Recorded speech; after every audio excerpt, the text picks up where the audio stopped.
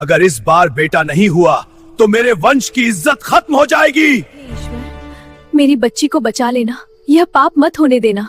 मटकी को बहता हुआ देख बंदरिया की नजर पड़ गई। तो क्या उसने बचाया या बहने दिया? अमरपुर गांव की संकरी गलियों पर सुबह की धूप अभी ठीक तरह से फैली भी नहीं थी कि रघुनाथ के आलीशान घर के बाहर हलचल शुरू हो गई।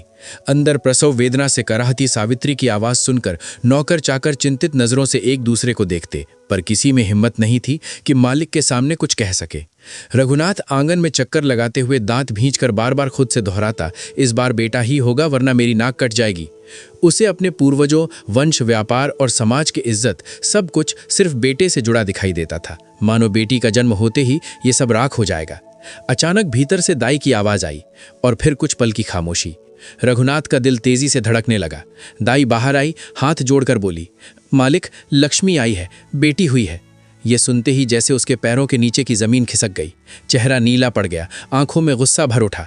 उसने मुट्ठियां कस लीं और झल्ला कर बोला, मेरी किस्मत ही फूटी है, फिर से बेटी।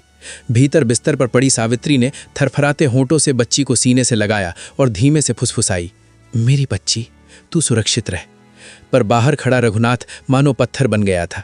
उसके लिए ये नन्हा सा जीवन नहीं बल्कि अपने अहंकार पर चोट थी। कुछ देर बाद उसने दाई से ठंडी आवाज में कहा, किसी को ज्यादा शोर मत करने देना, जश्न की कोई जरूरत नहीं। पूरे घर का माहौल अचानक भारी और उदास हो गया। जहां आमतौर पर नवजीवन के स्वागत में दीप जलते, मिठाइयां बंटती, आज वहां खामोशी का साया था। रात को जब सब सो गए, वो बरामदे में अकेला बैठकर अंधेरे को घूरता रहा। उसके मन में बेटे के सपने, समाज के ताने और अपने अहंकार का बोझ सब मिलकर एक जहरीली गांठ बन गए थे। उसने पत्नी की आंखों के आंसू भी देखे, पर उसकी संवेदना लोहे जैसी जम चुकी थी। उसे बस इतना लगता था कि दुनिया उसे कमजोर समझेगी, उसके नाम का कोई वारिस नहीं होगा, उसके बनाए साम्राज्य पर किसी और का अधिकार होगा। चांदनी आंगन में बिखर रही थी और दीवार पर पड़े पेड़ के साए ऐसे लग रहे थे मानो किसी अदृश्य सत्य की ओर इशारा कर रहे हों। पर रघुनाथ ने उस संकेत को अनदेखा कर दिया। उसी रात उसके भीतर एक खतरनाक सोच जन्म ले चुकी थी। अगर बेटी बाधा है तो इसे हटाना ही पड़ेगा। ये विचार सिर्फ अंधविश्वास नहीं था, ये उसके भीतर छिपे डर, अहंकार और जिद का ऐसा संगम था जो आगे चलकर न सिर्फ उसकी दुनिया बल्कि कई मासूम जिंदगियों को बदल देने वाला था। रघुनाथ भारी कदमों से जंगल किनारे रहने वाले उस कुख्यात तांत्रिक के पास पहुंचा, जिसके बारे में कहा जाता था कि वो ग्रहों, नक्षत्रों की चाल जानता है और भाग्य बदल देता है। धुंधली आग की लपटों के बीच बैठे तांत्रिक ने जब उसे देखा तो होठों पर एक रहस्यमय मुस्कान तैर गई। धीमी आवाज में उसने कहा, तेरे कुल पर ग्रह दोष है, अगर इसे नहीं काटा तो कभी पुत्र का सुख नहीं मिलेगा। इस नवजात को नदी में बहा दे, फिर बेटा आएगा। रघुनाथ के भीतर जैसे तूफान उठ गया। पिता होने का भाव उसे रोक रहा था, लेकिन लालच, वंश और अहंकार ने उसके विवेक को जंजीरों में बांध लिया। कुछ पल हिचकिचाने के बाद उसने सिर झुका दिया, पाप की सहमति दे दी। घर लौटते ही उसका स्वर निर्दयी हो चुका था, आज रात घड़ा तैयार करना। ये सुनते ही सावित्री की आंखें भर आईं। वो कांपती आवाज में बोली, ऐसा अन्याय मत करो, ये ईश्वर की देन है। लेकिन रघुनाथ का दिल अब पत्थर नहीं, लोहे का बन चुका था। अपने निर्णय, अपने लालच और अपनी जिद के सामने उसने मां की ममता और एक मासूम की जिंदगी दोनों को बेरहमी से कुचल दिया। अंधेरी रात थी और नदी का पानी किनारों से टकराकर अनोखी करुण ध्वनि कर रहा था। उसी स्याह सन्नाटे में रघुनाथ ने कांपते हुए हाथों से मिट्टी के घड़े में अपनी मासूम बच्ची को रखा और ढक्कन कसकर बंद कर दिया, मानो जिंदगी पर ही ताला जड़ दिया हो। क्षण भर बाद घड़ा पानी में उतार दिया गया। धीरे धीरे वो लहरों के साथ दूर, बहुत दूर बहने लगा। भीतर से आई वो हल्की सी सिसकी हवा को चीर गई, पर कोई उसे सुनने वाला न था। दूर मंदिर की सीढ़ियों पर सावित्री घुटनों के बल गिर पड़ी। आंसुओं से भीगी आवाज में पुकार उठी, हे मां गंगा, मेरी बच्ची की रक्षा करना। ऊपर आकाश नीरव था, जैसे सब कुछ देख रहा हो पर जवाब न हो। फिर भी लगता था लहरें उसकी प्रार्थना को अपने साथ ले जा रही हैं, मानो खुद नदी उस नन्ही जिंदगी की राह में अदृश्य पहरा देने को जाग उठी हो। घड़ा बहते बहते अचानक एक मोटी बेरी की टहनी में अटक गया और पानी की तेज धाराएं उसे आगे नहीं बढ़ने दे रही थीं। पास ही बैठी बंदरिया ने उस हल्की सी रोने की आवाज सुनी और उसके कान फड़फड़ाए। उसने झटके में कूद लगाई और घड़े को अपनी मजबूत बाहों से तोड़ दिया। भीतर से एक नन्ही बच्ची की मासूम आंखें झांक रही थीं। बंदरिया ने बिना किसी हिचक के उसे अपनी गोद में उठा लिया। उसकी आंखों में अनगिनत भाव, ममता, आश्चर्य और तुरंत जिम्मेदारी सभी झिलमिला उठे। क्यों रो रही है नन्ही? उसने कोमल स्वर में पूछा। उसके हाथों ने फौरन आसपास के पत्तों से एक छोटा झूला बनाया और पास ही पड़े मीठे फलों का रस पिला दिया। बच्ची धीरे धीरे शांत होने लगी। उसके छोटे हाथ बंदरिया की गर्दन से लिपट गए, मानो उसे ये पता चल गया हो कि ये नई माँ उसकी रक्षा करेगी। वातावरण में एक अद्भुत शांति और स्नेह की गूंज फैल गई और जंगल के पेड़ भी जैसे इस नई जन्मी जान की सुरक्षा का वचन दे रहे हों। कुटिया के दरवाजे से ऋषि बाहर निकले और आंखें खोलकर उस अद्भुत दृश्य को देखा। घास और पत्तों पर फैली ठंडी ओस, बंदरिया की गोद में नन्ही बच्ची और उसके छोटे छोटे हाथों में जीवन की नाजुक झिलमिलाहट, सब कुछ जैसे समय की रुकावट में जम गया हो। ऋषि की दृष्टि ठहर गई और उनके होठों पर एक हल्की मुस्कान खिल उठी। उन्होंने धीरे से कहा, वन देवी ने इस शिशु को यहाँ भेजा है। बंदरिया ने सिर झुकाकर मानो उनकी बात की पुष्टि की। ऋषि ने नन्ही बच्ची को अपने हाथों में उठाया। उसकी मासूम आंखों में भविष्य की चमक झांक रही थी। तेरा नाम होगा देविका, उन्होंने प्रेम पूर्वक कहा। इसके बाद उन्होंने अपनी गाढ़ी चादर ओढ़ाई और मन ही मन प्रार्थना की, हे प्रभु, इसे धन्य जीवन देना, इसे संसार की हर कठिनाई से बचाना।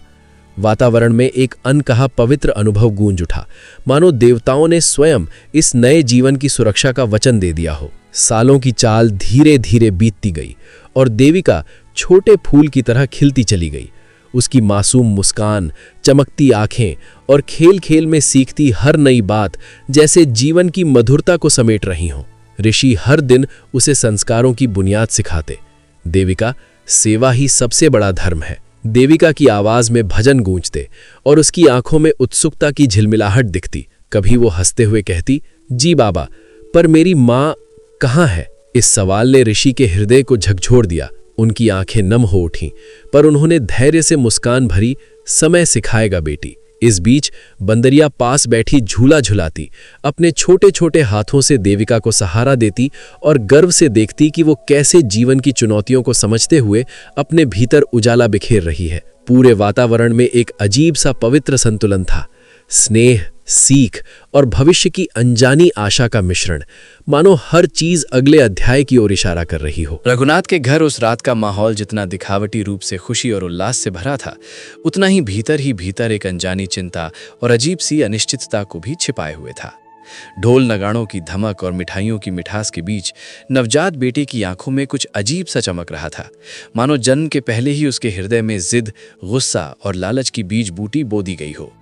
रघुनाथ की गर्वीली हंसी और मातृ स्नेह के बीच झिझकती सावित्री की चिंताएं इस तत्कालिक खुशी के पर्दे के पीछे एक डरावना सच छिपा रही थी। हर बार जब बच्चा रोता, उसके स्वर में केवल मासूमियत नहीं बल्कि एक कठोर प्रतिरोध की झलक भी थी।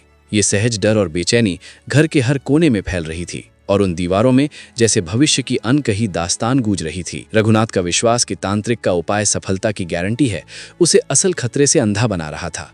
वो नहीं समझ पा रहा था कि जन्म का असली पाठ केवल जाति, वंश या ग्रहों के प्रभाव में नहीं बल्कि व्यक्ति के कर्म और स्वभाव में छुपा होता है। उसकी आंखों के सामने झूलते बेटे की हठधर्मिता जैसे भविष्य में आने वाले संकटों और अंधेरे मोड़ों का संकेत दे रही थी। हर मुस्कान में कहीं ना कहीं कठोरता की आहट थी और हर कदम में स्वाभाविक रूप से सत्ता और अहंकार की झलक। घर में मौजूद नौकर चाकर, पड़ोसी और रिश्तेदार सभी केवल हंसी खुशी में लिपटे इस दृश्य को देख रहे थे, पर भीतर उनकी चेतना एक अदृश्य डर से कांप रही थी। जैसे उन्हें पता था कि ये जन्म केवल खुशी नहीं बल्कि भविष्य की छिपी हुई चुनौती का आरंभ है। हर दीवार, हर कोना, हर चमकती दीपक की लौ सब मानो ये कह रही थीं कि ये बच्चा केवल प्यार और संस्कारों से नहीं बल्कि अपने जिद्दी स्वभाव और कर्मों से ही अपना असली मार्ग चुनेगा और उस मार्ग पर चलने वाला हर कदम घर और परिवार की तकदीर को बदल देगा। इस तरह उस रात की खुशियों के पर्दे में छिपी हुई सच्चाई, एक डर, एक चेतावनी और एक अनजानी शक्ति सिर्फ समय के साथ ही पूरी तरह से उजागर होने वाली थी। देविका अब हर सुबह सूरज की पहली किरण के साथ जागती और गांव-गांव, घर-घर बीमारों, दुखियों और अनाथों की सेवा में जुट जाती। उसकी दिनचर्या में थकावट का कोई स्थान नहीं था।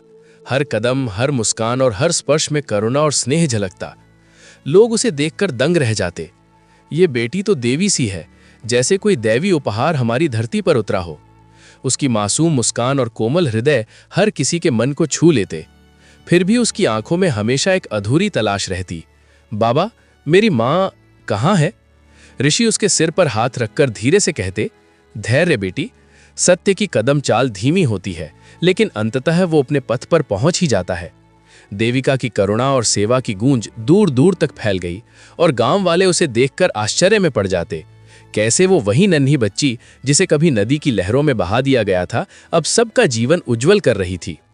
उसकी उपस्थिति ही आशा और विश्वास का प्रतीक बन गई थी और हर दिल में ये विश्वास पैदा हो गया कि ईश्वर समय की कसौटी पर सबसे सुंदर न्याय करता है। रघुनाथ का पुत्र अब बड़ा हो चुका था, लेकिन उसका स्वभाव दिन ब दिन कठोर और तिरस्कारी होता गया। माता पिता की ओर उसका प्रेम घटता गया और घर में हर पल तनाव और भय का माहौल बनने लगा। एक रात अचानक रघुनाथ ढहकर गिर पड़ा। उसकी आंखों में पीड़ा और कमजोरी साफ झलक रही थी। वैद्य ने तुरंत आदेश दिया, एक दयालु चिकित्सिका को बुलाओ जो केवल उपचार ही नहीं करेगी बल्कि दिल का भी शमन करेगी। दरवाजा धीरे से खुला और भीतर आई देविका, वही नन्ही सी बच्ची जो कभी नदी की लहरों में बहाई गई थी और बंदरिया की ममता में पलकर बड़ी हुई थी। सावित्री ने उसकी आंखों में वही मासूमियत और करुणा देखी।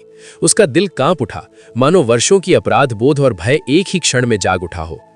ऋषि ने सब कुछ सत्य सत्य समझाया कि ये वही देवी जैसी बेटी है जिसे कभी रघुनाथ ने अपनी लालच में नदी में बहा दिया था।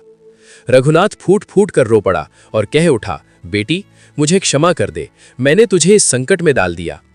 देविका ने आंसू पोंछते हुए शांत स्वर में कहा, धर्म क्षमा में है पिता, मैं आपकी सेवा करूंगी और इस घर को फिर से सुख और शांति से भर दूंगी। उसी क्षण घर में एक अद्भुत शांति उतर आई, मानो आकाश ने अपनी शांत झांकी में कहा, बेटियां बोझ नहीं होती, वे ईश्वर का अमूल्य आशीर्वाद होती हैं। इस घटना के बाद न केवल रघुनाथ का घर बल्कि पूरे परिवार का वातावरण बदल गया। प्रेम, सेवा और करुणा की गूंज हर कोने में सुनाई देने लगी। इस पूरी कहानी का सबसे बड़ा और स्पष्ट संदेश ये है कि इंसान का लालच, अहंकार और अंधविश्वास कभी-कभी उसे अपने ही परिवार और समाज के प्रति निर्दयी बना सकते हैं और ऐसे कदम अंततः सिर्फ पीड़ा और दुख ही लेकर आते हैं। रघुनाथ के उदाहरण से ये स्पष्ट होता है कि केवल वंश या नाम के लिए बेटी का अपमान करना या उसे मिट्टी में डालना किसी भी तरह से परिवार या भाग्य को मजबूत नहीं करता। इसके विपरीत जो व्यक्ति धैर्य, प्रेम, सेवा और करुणा के मार्ग पर चलता है, वो न केवल स्वयं धन्य बनता है बल्कि दूसरों के जीवन में भी उजाला फैलाता है। देविका की कथा से ये सीखने को मिलता है कि असली शक्ति और सम्मान जन्म से नहीं बल्कि अच्छे कर्मों, संवेदना और दूसरों की मदद करने की क्षमता से आता है। समय और परिस्थितियां चाहे कितनी भी कठिन हो, सत्य और धर्म का मार्ग अंततः विजयी होता है। इसके साथ ही कहानी ये भी स्पष्ट करती है कि बेटियां किसी परिवार के लिए बोझ नहीं होती, वे आशीर्वाद होती हैं जो जीवन में स्नेह, करुणा और नैतिकता लेकर आती हैं। इसी तरह माता पिता और समाज को अपनी सोच बदलनी चाहिए और लालच या डर के बजाय प्रेम, धैर्य और न्याय को अपनाना चाहिए। अंततः ये कहानी हमें ये समझाती है कि अच्छाई, सेवा, करुणा और क्षमा यही वे मूल्य हैं जो मानव जीवन को स्थायी खुशी, शांति और सम्मान देते हैं और किसी भी अंधविश्वास या अहंकार से कहीं अधिक मूल्यवान होते हैं। ये कहानी केवल प्रेरणादायक और शैक्षिक उद्देश्यों के लिए प्रस्तुत की गई है।